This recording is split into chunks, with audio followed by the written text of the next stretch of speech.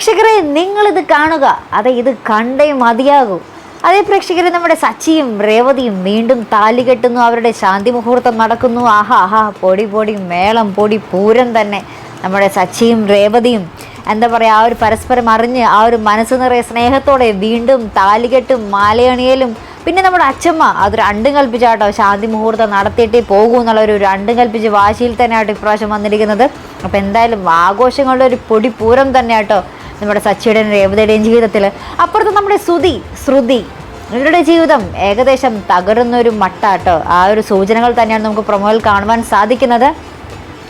വേറൊന്നുമല്ല, നമ്മുടെ ശ്രുതി നമ്മുടെ സച്ചിയുടെയും രേവതിയുടെയും ആ ഒരു ഫംഗ്ഷനായിട്ട് നമ്മുടെ രേവതി നമ്മുടെ ശ്രുതിയുടെ അമ്മയെയും ആ ഒരു കൊച്ചുമോനെയൊക്കെ വിളിക്കുന്നുണ്ട് കേട്ടോ. ആ ഒരു ചെറിയ മോനെയും ഇവരുടെ ഒരു പരിപാടിയിൽ പങ്കെടുക്കാൻ വേണ്ടി വിളിക്കുന്നുണ്ട്. പക്ഷേ രേവതിക്കും സച്ചിക്കൊന്നും കാര്യങ്ങളൊന്നും അറിയില്ല. ഇത് ശ്രുതിയുടെ അമ്മയാണെന്നോ ഇത് മോനാണെന്നോ ഒന്നും അറിയില്ല. പക്ഷേ ആ ഒരു ഫംഗ്ഷൻ നടക്കുന്ന ദിവസം ആ ഒരു വീട്ടിൽ വെച്ച് നമ്മുടെ ശ്രുതിയും അമ്മയും മോനൊക്കെ ആയിട്ട് കണ്ടുമുട്ടുന്നുണ്ട് പ്രേക്ഷകരെ. അപ്പോൾ നമ്മുടെ ആ ഒരു മോൻ ഇങ്ങനെ ശ്രുതിയെ നോക്കി എന്തൊക്കെയോ പറയും, ഇങ്ങനെ സന്തോഷത്തോടു കൂടി ഇങ്ങനെ വിളിക്കാൻ പോകുന്ന രംഗവും ശ്രുതി ഇവരെ കണ്ടിങ്ങനെ ഞെട്ടി നിൽക്കുന്ന രംഗമൊക്കെ കാണുവാൻ സാധിക്കുന്നുണ്ട്.